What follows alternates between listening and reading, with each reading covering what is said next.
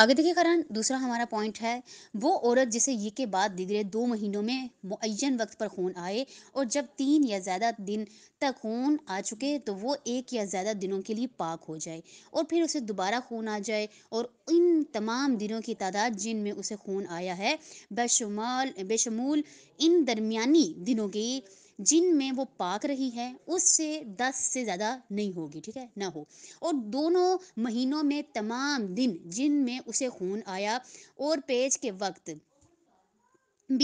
یعنی جو بیچ کا جو وقت ہے، یعنی کہ جو بیچ کا جو وقت ہے، بیچ کے وہ دن جن میں وہ پاک رہی ہو ایک جتنے ہوں، اس کی عادت ان تمام دنوں کے مطابق قرار پائے گی جن میں اسے خون آیا، جس میں خون آئے گا اس کو گنے گی وہ، ٹھیک ہے، جس میں خون نہیں آیا ان کو نہیں گنے گی، لیکن ان دونوں کو شامل نہیں کر سکتی جن میں وہ پاک رہی ہو، ان دنوں کو شامل نہیں کرنا، باقی دنوں کو جو ہے وہ گننا ہے، پس لازم ہے کہ جن دنوں میں اسے خون آیا ہو اور جن دنوں میں وہ پاک رہی ہو، دونوں مہینوں میں ان دونوں کی تعداد ایک جتنی ہونی چاہیے، تب ہم شرط لگا سکیں گے اس پہ۔ مثلاً اگر مہینے، اب مثال دے رہے ہیں پھر واضح ہو جائے گا، اگر پہلے مہینے میں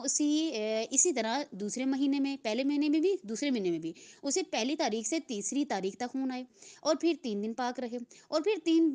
دن دوبارہ خون آئے، تو اس عورت کی عادت 6 متفرق دن ہو جائے گی، اور درمیان کے طہارت والے 3 دن میں احتیاط واجب کی بنا پر حائض پر جو حرام ہے انہیں ترک کرے گی، جو حائض کام نہیں کرتی ہے انہیں اس نے ترک کرنا ہے، اور مشاہدہ کے اعمال کو جو انجام دے گی۔ ہاں اگر